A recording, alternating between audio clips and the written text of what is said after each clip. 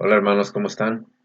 Qué gusto estar nuevamente aquí, poderlos saludar aunque sea virtualmente y seguir con nuestros temas para adelantar estas enseñanzas, aunque no nos podamos ver, pero seguirnos preparando, ¿verdad? El tema anterior que vimos fue Jesús nos amó hasta el extremo. Vemos cómo Jesús da su vida por nosotros, por obediencia al Padre, Él entrega la vida por amor a nosotros. Y vemos también que al final, ya antes de subir al cielo con el Padre, nos deja una orden, ¿sí? Una misión. Vayan por todo el mundo a predicar el Evangelio, ¿sí? Esa es la misión que le deja ya a su iglesia, que va a empezar a caminar, les deja esa misión de ir a predicar su Evangelio, ¿no? Este nuevo tema, esta nueva lección se llama El nuevo pueblo de Dios. Es la lección 12. Sí, que vamos a ver cómo inicia el camino de la Iglesia de Cristo. Como fruto máximo de la muerte y resurrección de Cristo, el Espíritu Santo, la tercera persona de la Santísima Trinidad, se derrama a todos los hombres para ser introducidos en el misterio de la salvación. Este acontecimiento es el que nos constituye como Iglesia de Cristo. El medio que Cristo ha dejado para conducir a los hombres a la salvación. Por el Espíritu Santo, todos los bautizados formamos una iglesia viva y dinámica, decidida por instaurar el reino de Dios.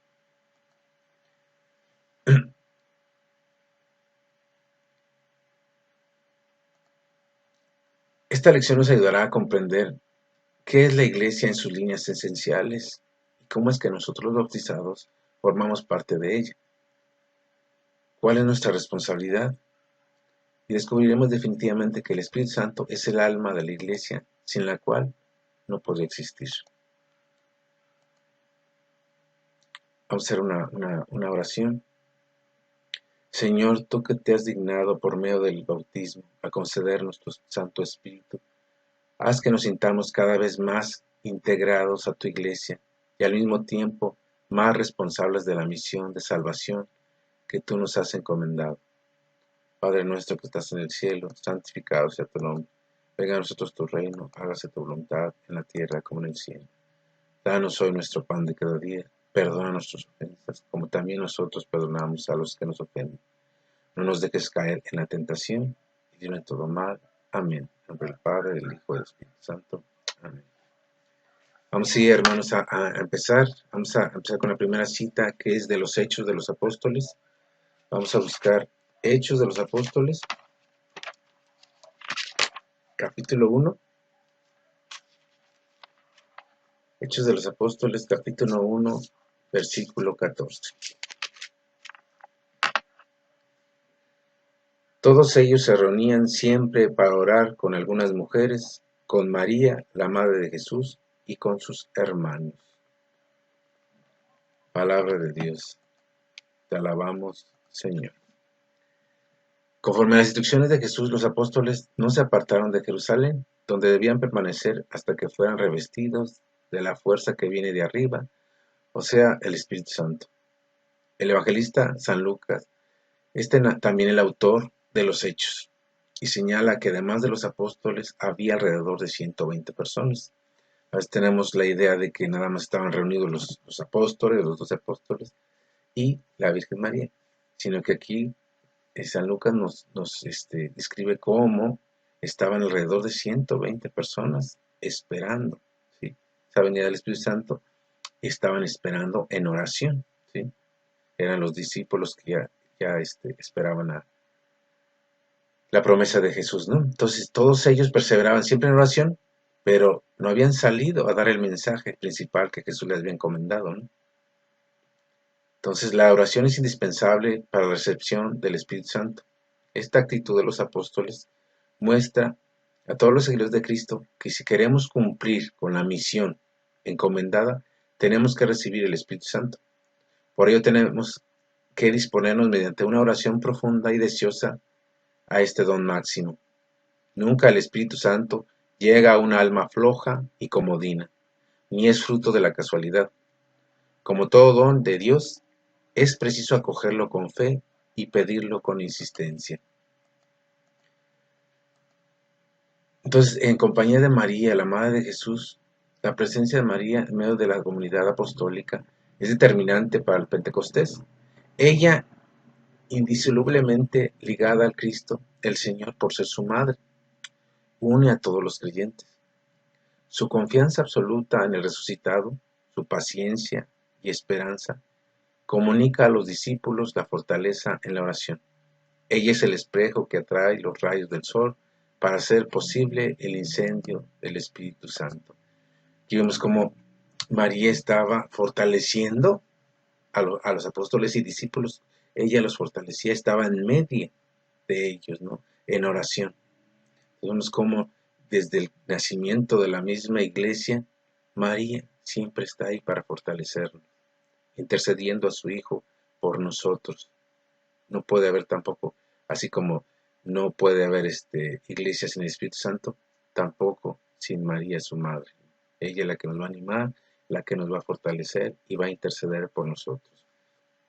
Las cualidades de María, como la dulzura y la humildad, se hacen particularmente fuerte en la tentación contra el tedio y el desánimo. Por ello, todo aquel que se acoge a María encuentra el modo de permanecer vivo en el Espíritu. María es la garantía para la posesión del Espíritu Santo y para la marcha de la Iglesia. También hoy en la Iglesia los hombres recibimos la vocación y misión de no abandonar la ciudad y de permanecer en oración, para que unidos a María, la Madre de Jesús, esperemos la promesa del Padre, que nos hará testigos de Jesús hasta los confines de la tierra. Vamos a ver nuestra siguiente cita, que es Hechos de los Apóstoles, capítulo 2, del versículo 1 al 11. Cuando llegó la fiesta de Pentecostés, todos los creyentes se encontraban reunidos en un mismo lugar. De repente, un gran ruido que venía del cielo, como de un viento fuerte, resonó en toda la casa donde ellos estaban. Y se les aparecieron lenguas como de fuego que se repartieron, y sobre cada uno de ellos se sentó una.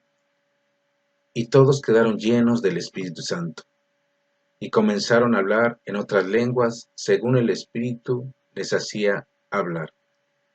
Vivían en Jerusalén judíos cumplidores de sus deberes religiosos, que habían venido de todas partes del mundo. La gente se reunió al oír aquel ruido y no sabía qué pensar, porque cada uno oía a los creyentes hablar en su propia lengua. Eran tales su sorpresa y su asombro que decían: ¿acaso no son galileos todos estos que están hablando? ¿Cómo es que los oímos hablar en nuestras propias lenguas? Aquí hay gente de Patria, de Media, de Elam, de Mesopotamia, de Judea, de Capadocia, del Ponto y de la provincia de Asia, y de Frigia, de Panfilia, de Egipto, de las regiones de Libia cercanas a Cirene. Hay también gente de Roma que vive aquí. Son unos judíos de nacimiento y otros se han convertido al judaísmo. También los hay venidos de Creta y de Arabia, y los oímos hablar en nuestras propias lenguas de las maravillas de Dios. Palabra de Dios. Te alabamos, Señor. Entonces vemos aquí cómo el Espíritu Santo irrumpe con fuerza en la comunidad cristiana, al modo de un bautismo de fuego. El ruido, el viento, las lenguas de fuego expresan el soplo de Dios que comunica la vida a aquella comunidad reunida para ser una iglesia dinámica. El Espíritu Santo es el alma de la iglesia. Su presencia empuja al hombre a anunciar a todo el mundo las maravillas de Dios. Sin él, la iglesia solo sería un grupo social y el evangelio una teoría. Es el evangelio el que da esa fuerza, esa fortaleza y también el que da movimiento, el que nos pone en marcha. Si una persona dice estar llena del Espíritu Santo y está quieta y no hace nada, pues es mentira, ¿verdad? Porque el Espíritu Santo lo que hace es movimiento, es acción, ¿sí? Entonces aquí vemos cómo después de recibir el Espíritu Santo van a salir ya fortalecidos y sin miedo a predicar su palabra. Los elementos que rodean este acontecimiento revelan al Espíritu de Dios como la fuerza capaz de generar el movimiento necesario para la extensión del reino de Dios. El ruido venido del cielo nos hace entender que cuanto sucede viene de Dios, al modo de la voz que Jesús escuchó en su bautismo. El fuego tiene sentido de purificación de todo miedo y reserva. Indica la presencia del Dios del amor que enciende los corazones para lanzarlos a la misión evangelizadora. Las lenguas simbolizan que los apóstoles quedan constituidos servidores de la palabra, tanto proclamadores como oyentes. Recordemos que nosotros es el signo de la confirmación, el Pentecostés, que viene el Espíritu Santo a confirmar a los apóstoles, ¿no? Entonces, de ahí nace el sacramento de la confirmación, ¿sí? Entonces, como viene también Jesús, por medio del Espíritu Santo, a confirmar a sus apóstoles, ¿sí? Y ya van a entender ellos muchas cosas que a lo mejor no las veían tan claras antes, pero con la venida del Espíritu Santo van a tener todo claro. Se le van a abrir los ojos como a San Pablo, ¿no? Que estaba ciego y se le cayeron las escamas de los ojos y pudo ver. Aquí a los apóstoles también, con esa venida del Espíritu Santo, pudieron entender muchas cosas. El versículo primero, reunidos en un mismo lugar, también evoca a la unión de sentimientos y voluntades, que pone en evidencia que Pentecostés es un hecho esencialmente comunitario, porque la iglesia naciente se pone al servicio de una misión universal. La tarea que Cristo confía no es para individuos aislados, sino para una comunidad llena del Espíritu Santo.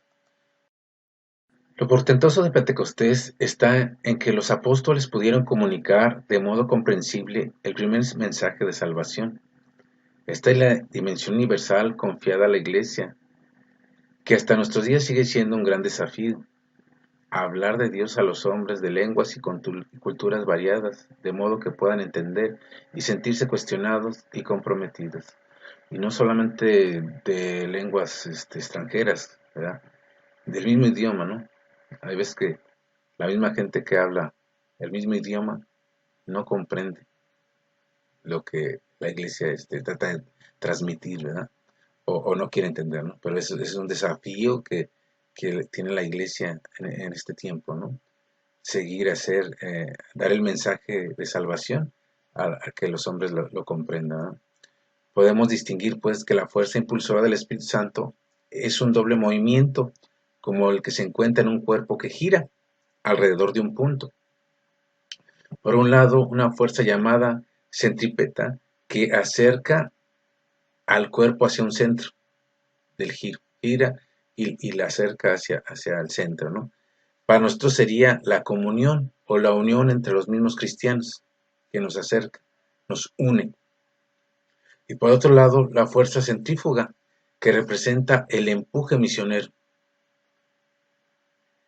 Un grupo esencial o una persona que ha sido renovada y llena del Espíritu Santo se reconoce por su ansia de comunicar el Evangelio. Sí, primero hay esa unión, ese anuncio del Evangelio, esa unión en esa comunidad, y después ya que hay esa unión, se dice, es el empuje misionero, ¿no? Entonces, si una persona ha sido llena del Espíritu Santo, entonces su ansia va a ser comunicar el Evangelio, ¿no? Como dice el cincelazo 789, dice, cuando no se tiene el Espíritu Santo, no se puede difundir la palabra de Dios. El Espíritu Santo es el que te va a impulsar, el que te va a mover a que vayas a una predicación, ¿verdad? Y a veces decimos, yo, yo estoy lleno del Espíritu Santo, ¿verdad? O nos sentimos muy felices por decir ahora que viene Pentecostés, que a propósito, estamos en este encierro como los apóstoles estaban en ese encierro, ¿verdad? Esperando al Señor su promesa. Y aquí coincide que nosotros también estamos en ese encierro, por esta pandemia que hay, estamos en ese encierro, y el 31 de mayo se va a festejar el Pentecostés, ¿sí? Y es cuando las autoridades nos han dicho que pues ya se va a acabar este encierro, se va a empezar a normalizar. Entonces, después de este encierro, viene el Pentecostés y vamos a poder salir. Pero ojalá no salgamos iguales, ¿verdad? No salgamos iguales, porque después de recibir el Espíritu Santo, ellos salieron a predicar, a comunicar el mensaje de la salvación. Entonces, ¿cómo es que aquí nosotros, este, si estamos, esperando fortalecernos con su espíritu, sí, también tenemos que, este, después salir como los mismos apóstoles a predicar, ¿no? Porque es un mandato de él, ¿no? Vamos, a ver la tercera cita, Hechos de los Apóstoles, capítulo 2, vamos a seguir con el capítulo 2, ahora del versículo 13 al 41. Pero algunos burlándose decían, es que están borrachos. Pedro se puso de pie junto con los otros 11 y con voz fuerte dijo, judíos y todos los que viven en Jerusalén, sepan ustedes esto y oigan bien lo que les voy a decir. Estos no están borrachos, como ustedes dicen, ya que apenas son las 9 de la mañana. Al contrario, aquí está sucediendo lo que anunció el profeta Joel cuando dijo, sucederá que en los últimos días, dice Dios, derramaré mi espíritu sobre toda la humanidad, y los hijos e hijas de ustedes comunicarán mensajes proféticos, jóvenes tendrán visiones, los viejos tendrán sueños, también sobre mis siervos y siervas derramaré mi espíritu en aquellos días, y comunicarán mensajes proféticos. En el cielo mostraré grandes maravillas, y sangre y fuego en las nubes de humo y en la tierra. El sol se volverá oscuridad, y la luna como sangre, antes de que llegue el día del Señor, día grande y glorioso. Pero todos los que invoquen el nombre del Señor alcanzarán la salvación. Escuchen pues, israelitas, los que le voy a decir. Como ustedes saben muy bien, Dios demostró ante ustedes la autoridad de Jesús de Nazaret, haciendo por medio de él grandes maravillas, milagros y señales. Y ese hombre que, conforme a los planes y propósitos de Dios, fue entregado, ustedes lo mataron, crucificándolo por medio de hombres malvados. Pero Dios lo resucitó, librándolo de los dolores de la muerte, porque la muerte no podía tenerlo dominado. El rey David, refiriéndose a Jesús, dijo, yo veía siempre al Señor delante de mí, con él a mi derecha nada me hará caer. Por eso se alegra mi corazón, y mi lengua canta llena de gozo. Todo mi ser vivirá confiadamente, porque no me dejarás en el sepulcro, ni permitirás que se descomponga el cuerpo santo de tu siervo. Me mostrarás el camino de la vida, y me llenarás de alegría con tu presencia. Hermanos, permítame decirles con franqueza que el patriarca David murió y fue enterrado, y que su sepulcro está todavía entre nosotros.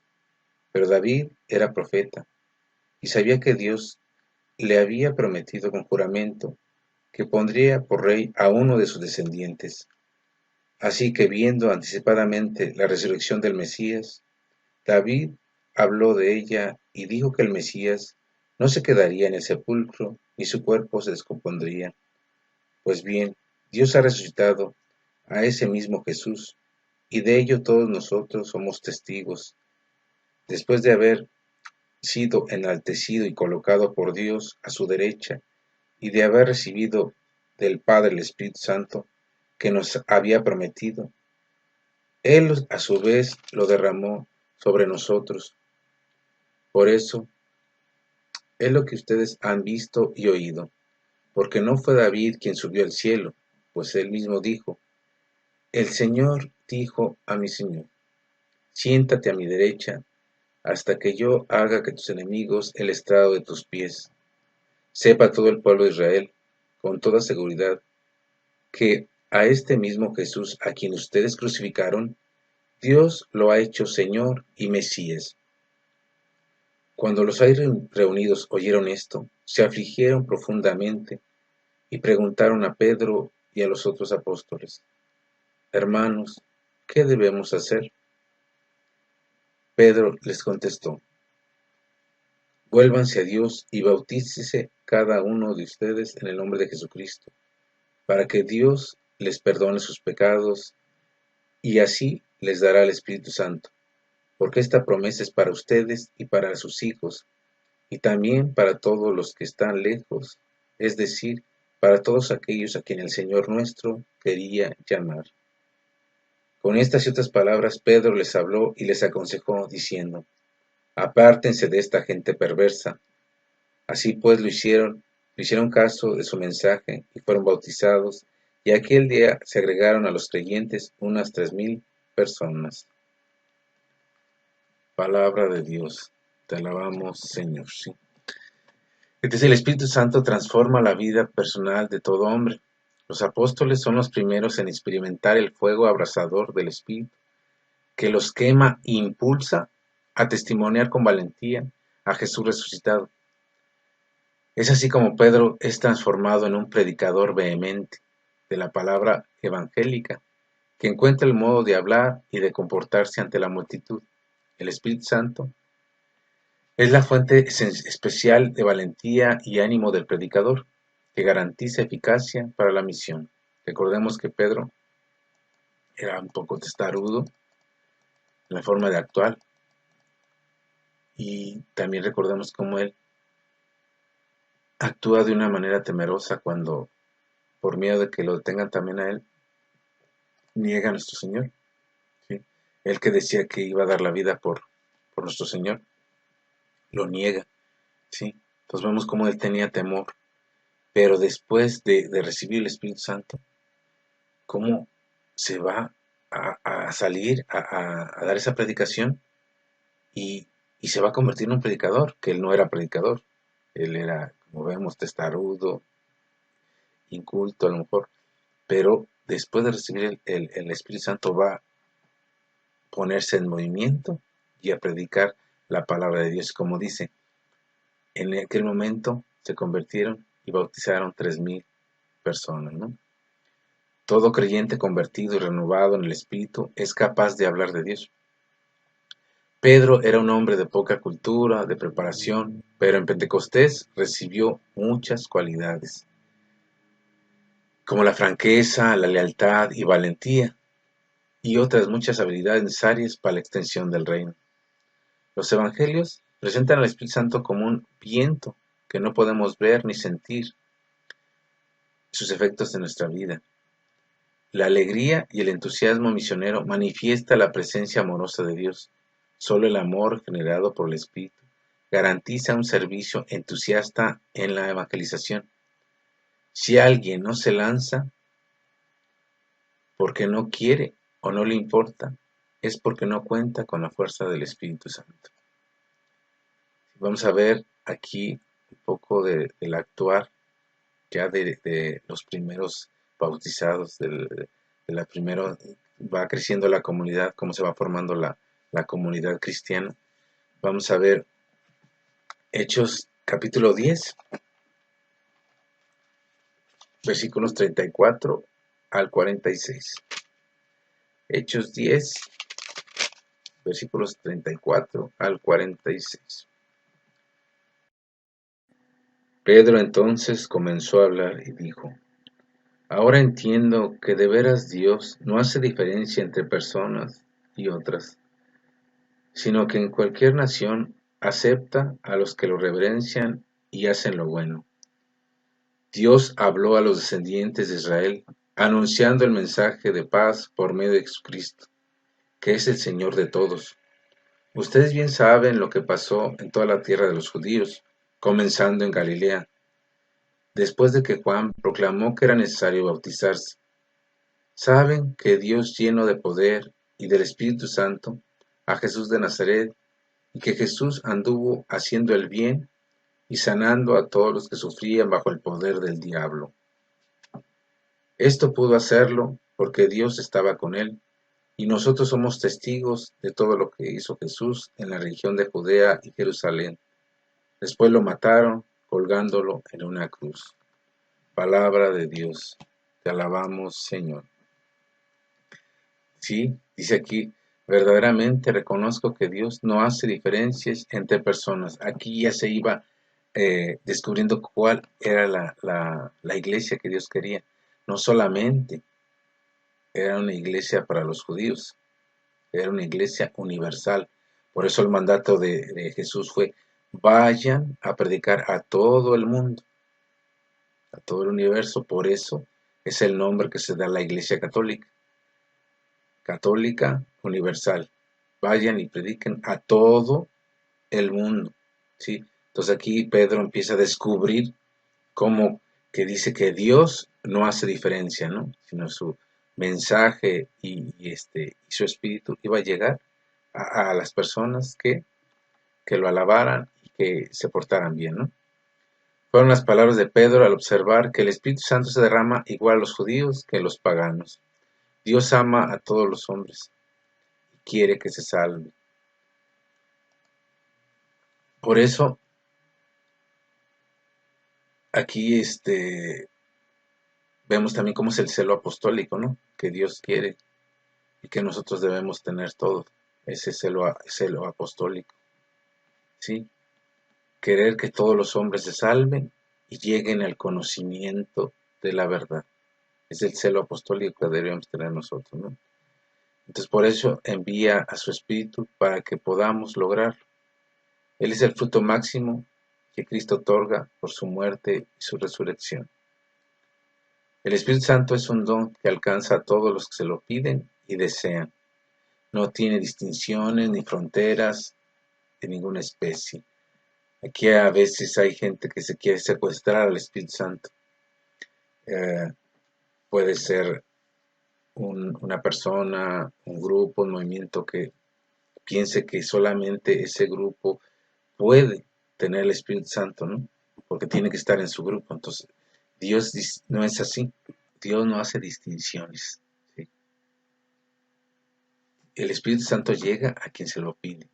Como vemos en Pentecostés, podríamos pensar que el Espíritu Santo solamente llegó a los apóstoles más cercanos a Cristo.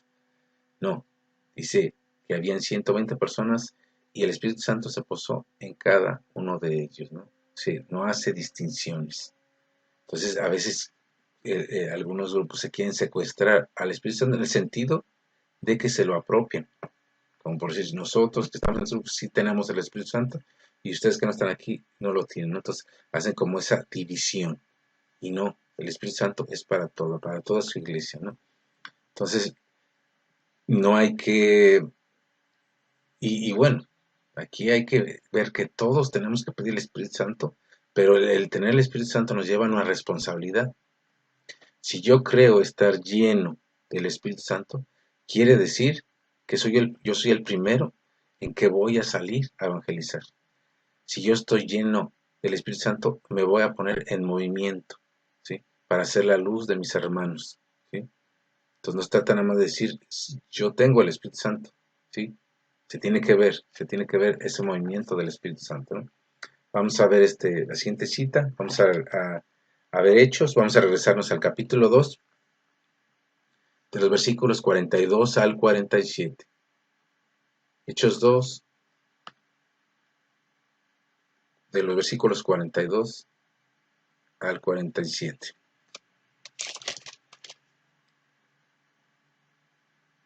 Y eran fieles en conservar la enseñanza de los apóstoles, en compartir lo que tenían, en reunirse para partir el pan y en la oración.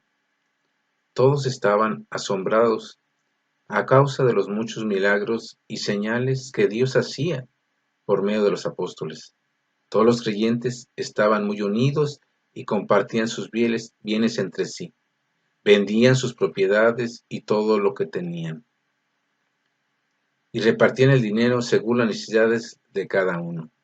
Todos los días se reunían en el templo y en las casas partían el pan y comían juntos con alegría y sencillez de corazón. Alababan a Dios y eran estimados por todos. Y cada día el Señor hacía crecer la comunidad con el número de los que Él iba llamando a la salvación. Palabra de Dios. Te alabamos, Señor. Entonces deberíamos de preguntarnos nosotros si así vivimos, si así vivimos como una comunidad cristiana o estamos divididos. No es lo mismo estar juntos que estar unidos. ¿Se acuerdan de la oración sacerdotal de que Jesús es el Padre? ¿Sí? Esa pide la unidad de la iglesia. Entonces nosotros estamos unidos. Algo que hace el Espíritu Santo, esa fuerza, es la unidad. Vemos aquí cómo la primera comunidad estaba en esa unión, en esa comunión. Entonces nosotros estamos unidos o divididos, porque siempre va a haber diferencias, ¿no? En todos lados, en las familias, en el trabajo, en las comunidades va a haber diferencias, pero a veces se nota más esas diferencias que la unidad cristiana. Entonces, un fruto del Espíritu Santo es esa unión. Muchas veces en las parroquias lo que hay es división de los grupos principalmente, porque nos creímos los mejores, empezamos a decir que mi grupo es el mejor, ¿sí? Que yo soy el más importante. Mi grupo conoce, el tuyo no conoce, ¿sí? Aquí suele haber esos problemas porque hay personas que sienten que saben mucho, pero dan mal testimonio en el sentido de que rechazan a otras personas, hacen discriminación, y más a las personas nuevas que quieren integrarse a una comunidad, pero como yo ya estoy a gusto con mi grupo, con mi círculo que yo tengo, no dejo entrar a otras personas, ¿sí? Porque tú no eres como nosotros, tú no tienes el conocimiento, tú no tienes el Espíritu Santo. Entonces relegamos a la gente, ¿sí? Por nuestra soberbia, nuestro egoísmo. Y eso desgraciadamente pasa en muchas parroquias, muchos grupos, ¿sí? Que no dejemos actuar el Espíritu Santo para que haya esa unidad. Como decíamos, siempre va a haber diferentes puntos de vista, ¿sí? Va a haber diferencias, eso como en todas las familias hay, ¿sí? Pero siempre tiene que estar arriba nuestro entendimiento que somos una iglesia, que debemos de estar unidos y que no debe ganar esa envidia, resentimiento, egoísmo, ¿no? Entonces, hay que ver que no se note esas diferencias y que haya unidad. Si nosotros nos decimos, porque el Espíritu Santo lo tenemos obviamente desde el bautismo, ya tenemos el Espíritu Santo y en nuestra confirmación nos llenamos otra vez de ese Espíritu Santo. Entonces, si nosotros decimos estar llenos del Espíritu Santo, pues se nos tiene que ver en esa unidad, que no haya esas divisiones. Entonces, entonces tenemos que preguntarnos, ¿y en mi mismo grupo? Ahora en mi grupo, ¿hay unidad cristiana en mi grupo? ¿O solo estamos juntos? El compartir es signo de, de, de, de estar con mi prójimo, sin envidias y con amor, ¿no? Entonces, compartir es lo que nosotros tenemos que ver como la primera comunidad cristiana compartía todo lo que tenía, ¿sí? Y se pueden, entonces ya, cuando hay esa unidad, cuando hay ese amor en el Espíritu Santo, pueden compadecer uno del otro, ¿sí? Y compadecer no es que se tengan lástima, ¿no? Sino que es como la compasión que tuvo nuestro Señor, ¿no? Aún en las diferencias, porque es más fuerte el amor que las diferencias. Y lo que acaba con la unidad es el egoísmo y la soberbia. Entonces tenemos que trabajar mucho en esa unidad, ¿no? Muchas veces el encerramiento y el egoísmo de algunos grupos apostólicos les hace pensar que el Espíritu es privilegio de almas selectas, lo cual es un soberano error. Todavía hoy seguimos sorprendiéndonos el ver cómo Dios regala su Espíritu sobre los paganos. Uno de los peligros que afronta la Iglesia es cerrarse sobre sí misma y caer en prejuicios conservadores, dejando de ser católica, es decir, universal, e impidiendo la extensión de la misión. O sea, nosotros nos cerramos, como decía, hay gente que llega nueva a la iglesia y a lo mejor quiere ver cómo es el movimiento, quiere descubrir, ¿no? Y nosotros cerramos. ¿Por qué? Porque decimos, nosotros somos los que ya, los que conocemos, nosotros como iglesia, y vemos que no, el Espíritu Santo sigue derramándose por todas las personas, ¿no? Entonces hay que estar abiertos como una iglesia universal a todos. Y también esa predicación tiene que ser a todos, no solamente a los católicos, a los cristianos católicos, sino a todo el mundo, ¿no? Entonces, la primitiva comunidad cristiana fortalecida y llena del Espíritu nos da pistas para saber cuál era el secreto, o sea, por qué eran así. Aquí en los hechos hay unas pistas que ayudan a ver por qué ellos eran así. Dice, acudían asiduamente a la enseñanza apostólica. Entonces, esa era una preocupación que tenía la primera comunidad, acudían asiduamente a la enseñanza. ¿Y asiduamente qué es? Diario. Iban diario al templo, ¿no? Entonces, vemos cómo se preocupaban por prepararse. Aquí nosotros a veces no aprovechamos a los sacerdotes, no aprovechamos su enseñanza. Entonces, cuando hay la misa, algunas pláticas, unas enseñanzas, hay que asistir, hay que prepararnos siempre, ¿no? Y más ahora con estos medios de comunicación que podemos estar recibiendo enseñanza también con la tecnología, ¿no? Pero entonces esa primera comunidad se preocupaba en, en la enseñanza. Los apóstoles se encargaban de transmitir la palabra de Dios, que desde aquel tiempo tuvo un lugar de honor en la asamblea comunitaria. Un cristiano que no se acerca a la palabra de Dios permanece ajeno al acontecimiento salvífico. Hoy como ayer, como decía San Jerónimo, ignorar las escrituras es ignorar a Cristo. Otro punto, la convivencia. Una convivencia y no es como un simple convivio que nos podemos conocer, vamos a reunirnos, a comer y estar, no. La convivencia es compartir esa fraternidad que hay en una convivencia, una fraternidad. Hemos aprendido que la recepción del Espíritu Santo es en esencia un hecho comunitario. Nunca se le da en un plano individual o egoísta. La fraternidad o unión de corazones es consecuencia de la presencia del Espíritu Santo y viceversa. Sin vivencia de comunidad no hay Pentecostés. Lo dice el Cincelazo 803, el egoísmo impide llenarnos del Espíritu Santo. A veces queremos ser salvados nosotros solos. Yo voy a misa para salvarme. Yo cumplo con mis sacramentos para salvarme. Yo quiero salvarme yo.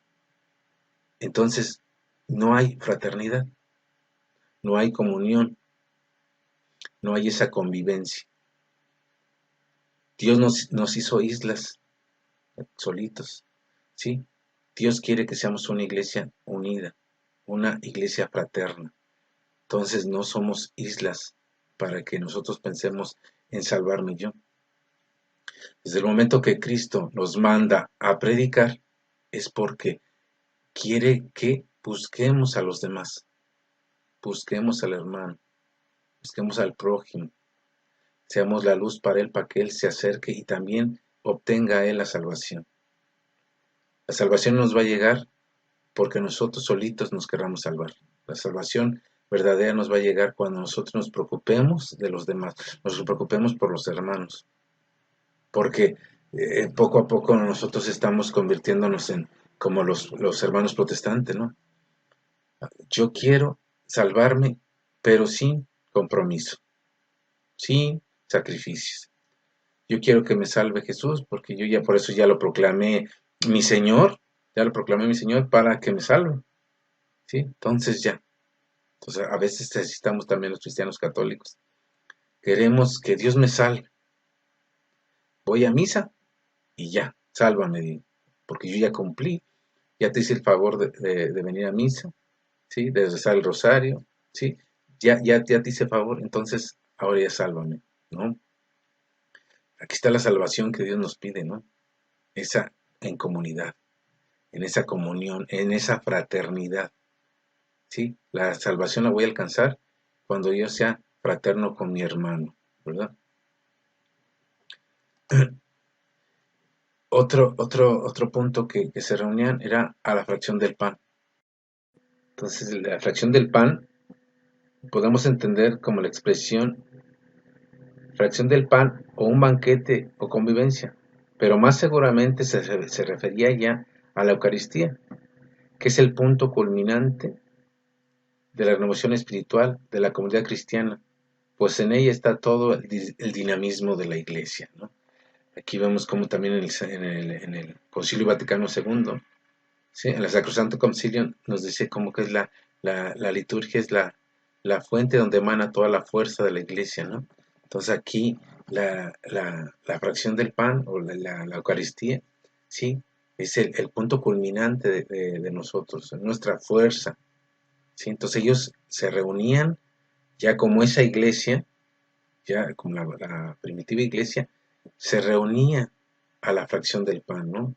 Entonces, era su fuerza lo que los fortalecía a ellos, ¿no?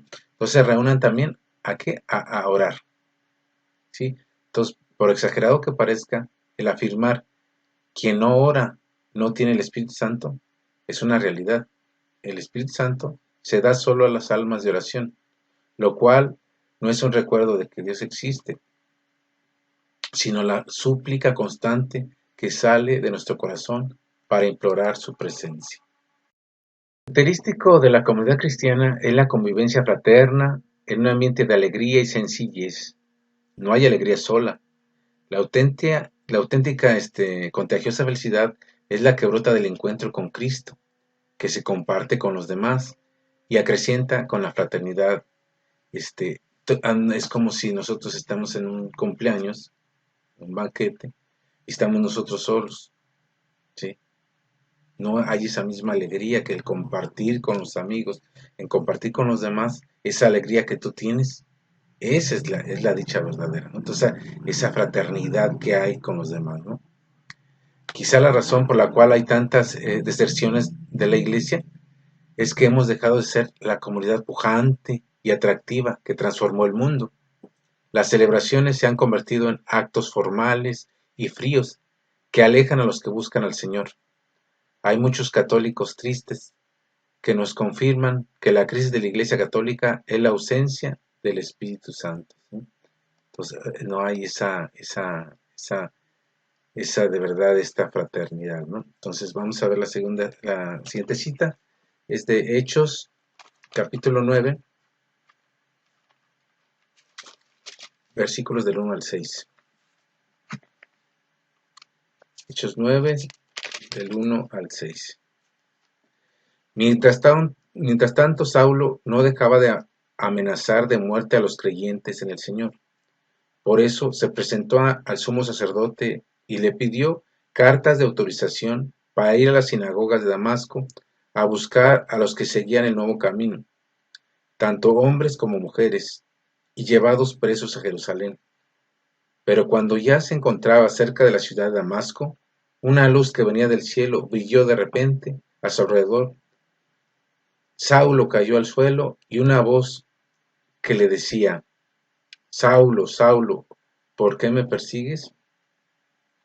Saulo preguntó: ¿Quién eres, Señor? La voz le contestó: Yo soy Jesús, el mismo a quien estás persiguiendo. Levántate y entra a una ciudad, y ahí te dirán lo que tienes que hacer. Palabra de Dios. Te alabamos, Señor. Vemos cómo aquí empieza Pablo a, a perseguir a la iglesia, ¿sí? Porque era un buen judío, era un judío preparado. Él sabía de las escrituras. Entonces él como buen judío, él pensaba estar haciendo lo correcto, ¿no? Entonces perseguía a la iglesia. Entonces aquí vemos cómo tiene ese encuentro con el Señor y le dice, ve a esta ciudad y ahí te dirán lo que tienes que hacer. Cuando hay una conversión, un encuentro con el Señor, hay una misión. No simplemente una conversión y ya, que me quede ahí sonriente, alegre, sin hacer nada, no. Hay una conversión para algo. Aquí vemos cómo San Pablo tiene una conversión, ese encuentro con el Señor, y va a tener una misión. Y no simplemente Jesús le dice, ve a, ya no persigas a la iglesia, ¿no? Simplemente, sino le dice, ve, te van a decir lo que tienes que hacer, ¿no? Entonces aquí vemos cómo eh, los hermanos protestantes dicen que no, que la iglesia católica no es la iglesia de Cristo. Aquí vemos cómo Jesús ya había subido al Padre, ya subido a los cielos, y Pablo está persiguiendo a los cristianos, a esa nueva iglesia de Cristo, ¿sí? La está persiguiendo Pablo. Y Jesús se le aparece y le dice, ¿por qué me persigues? No, no le dice, ¿por qué persigues a esos cristianos? Dice, ¿por qué me persigues a mí? Y vemos cómo Dios está defendiendo a su iglesia, ¿no? Se dice que en el libro de los Hechos de los Apóstoles, en el Evangelio, que es el Evangelio del Espíritu Santo, ya que éste se nos revela como protagonista de la misión evangelizadora. Entonces aquí en los Hechos siempre va a estar hablando de cómo el Espíritu va moviendo a los apóstoles, ¿sí? Los va moviendo a esa evangelización y la fuerza es el Espíritu Santo. El libro que gira alrededor del Espíritu, que inspira, mueve, convierte y empuja a la obra de la conversión de los hombres, los cuales funcionan como instrumentos.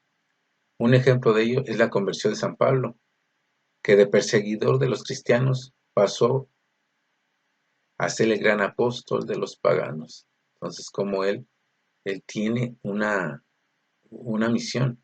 Pablo es un judío piadoso y militante decidido que cree estar haciendo el bien, librando al pueblo de una secta peligrosa como era la cristiana. Para encontrarse con Cristo, camino a Damasco, descubre su soberbia y su orgullo. No obstante, Dios lo había elegido desde siempre a ser su instrumento. Entonces, aquí vamos a ver cómo nosotros podemos ser un San Pablo, ¿no? Que pensamos que estamos haciendo el bien, ¿sí? Nosotros podemos estar cegados como San Pablo, que no veía lo que estaba haciendo. Al tener el encuentro con Cristo, va a descubrir que estaba equivocado, que estaba lleno de egoísmo y soberbia. Entonces, esa es la conversión verdadera de San Pablo, ¿no? Saber que iba en un mal camino y corrigió su camino, ¿no? Entonces, pero Cristo lo va a hacer que tenga esa conversión, pero lo va a enviar a una misión, ¿no? Al quedar lleno del Espíritu Santo, Pablo será apóstol, porque Cristo le ha encomendado la tarea de anunciar el reino de Dios a los pueblos paganos. Su amor a Cristo, su personalidad vigorosa, le hicieron vencer de modo extraordinario las numerosas pruebas por las que pasaron y pasan los enviados de Cristo. Su respuesta generosa a los planes de Dios que le revelaba el Espíritu Santo, que se fundaban en numerosas comunidades que eran fermento de la vida cristiana.